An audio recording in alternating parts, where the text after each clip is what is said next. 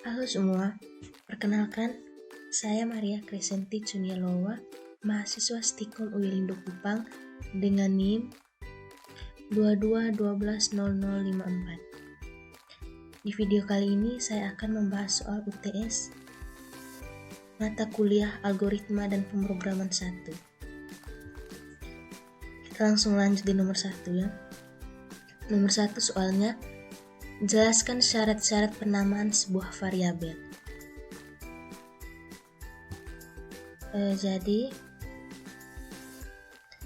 syarat-syarat dalam penulisan sebuah variabel itu yang pertama, nama variabel dalam C++ dapat berkisar dari 1 hingga 255 karakter. Contohnya, NIM, nama, angka 2, kondisi _1. Yang kedua, semua nama variabel harus dimulai dengan huruf alfabet atau garis bawah. Contoh, nama user, data _1, pin 1, underscore pin 2. Yang berikut, setelah huruf inisial pertama, nama variabel juga bisa berisi huruf dan angka. Contohnya, nama 1, data _1, pin 1, atau juga underscore pin 2. Yang berikut, nama variabel peka terhadap huruf besar atau kecil. Ini seperti pada contoh ini, teman-teman. Syarat yang berikut, tidak ada spasi atau karakter khusus yang diperbolehkan. Contohnya nama user, data _1, pin 1 atau underscore pin 2. Yang berikut, Anda tidak dapat menggunakan kata kunci C++ atau kata yang dipesan sebagai nama variabel. Contohnya cin, cout, include, dan return. Sekarang kita lanjut nomor 2. Nomor 2 soalnya, tentukan apakah variabel-variabel berikut sudah sesuai syarat penamaan sebuah variabel atau tidak. Oke. Jadi yang pertama ada 2 merdeka.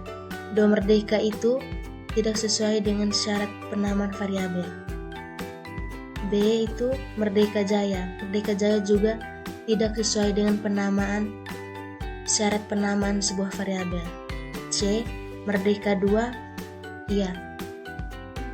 C ini termasuk syarat penamaan sebuah variabel. D, deret underscore bilangan. D juga masuk dalam syarat penamaan sebuah variabel. E, bilangan A, itu tidak sesuai dengan syarat penamaan variabel. Oke, kita lanjut nomor 3. Nomor 3 soalnya, jelaskan maksud instruksi-instruksi dalam bahasa C++ di bawah ini. Instruksi ini bisa muncul di bagian manapun dari suatu program. Jadi yang pertama ada char.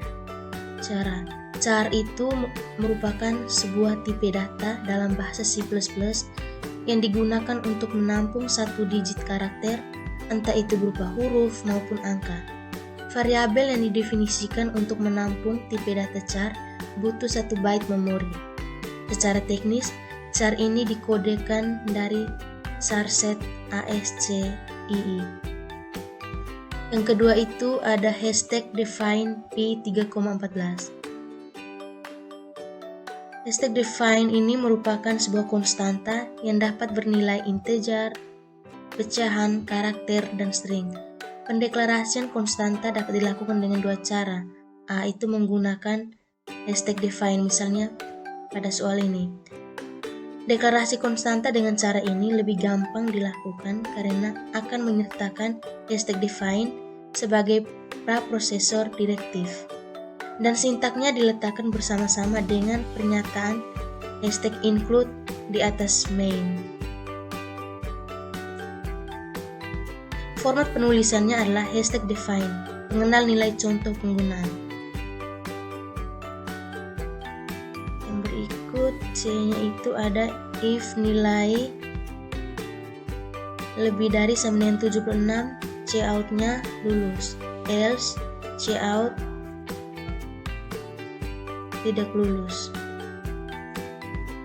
Itu artinya bahwa pada penyeleksian if sederhana, pernyataan akan dilaksanakan atau dikerjakan jika kondisi bernilai benar. Sedangkan jika kondisi bernilai salah, maka tidak ada pernyataan yang akan dikerjakan atau program tidak akan memberikan hasil apa-apa. D itu adalah switch bilangan 2. Itu artinya bahwa penyeleksian kondisi switch merupakan pernyataan yang dirancangkan khusus untuk mengenai pengambilan keputusan yang melibatkan sejumlah atau banyak alternatif setiap cabang yang dijalankan jika syarat nilai konstanta tersebut dipenuhi dan default akan dijalankan jika semua cabang di atasnya tidak terpenuhi. Pernyataan break menunjukkan bahwa pernyataan setiap keluar dari switch. Jika pernyataan ini tidak ada, maka program akan diteruskan ke cabang-cabang yang lain. Yang berikut kita lanjut soal nomor 4.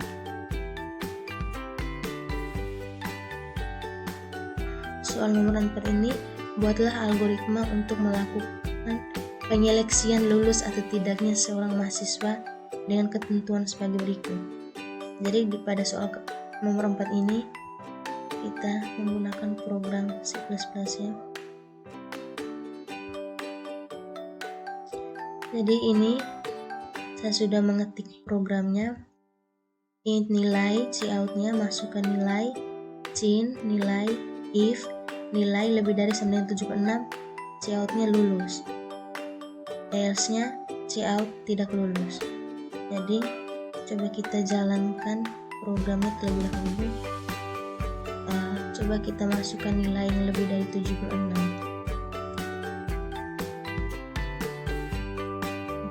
Contohnya nilai 78 dinyatakan lulus.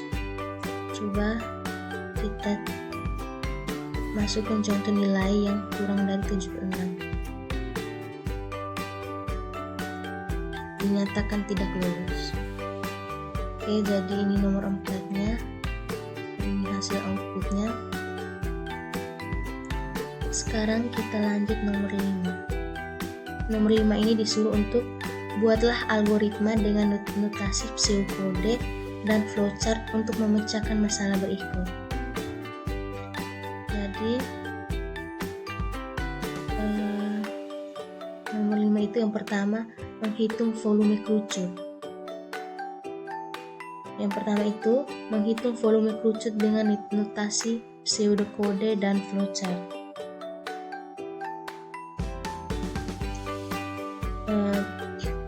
Untuk pseudokodenya harus ada judul ya. Judulnya itu algoritma volume kerucut. Int-nya itu ada jari-jari, tinggi. Rate-nya itu 1/3,14 jari-jari tinggi. Volumenya 1/3,14 kali jari-jari kali tinggi. Write volume ya teman-teman. Write volume. Terus ini berdasarkan flowchart-nya. Ada mulai, masukkan jari-jari dan tinggi, masukkan rumus volume, yang berikut volume, dan selesai. B itu menampilkan deret bilangan Fibonacci. Ini berdasarkan pseudokodenya, ada deskripsi, input n, if i sama dengan 0 atau i sama dengan 1, then cetak Fibonacci, dan ini else-nya while i lebih dari 1 dan i kurang dari sama dengan n, do Fibonacci i, dan i sama dengan i tambah 1 n. Berikut berdasarkan flowchart-nya seperti pada gambar ini ya. Ada mulai, ada input, ada tidak, ada iya,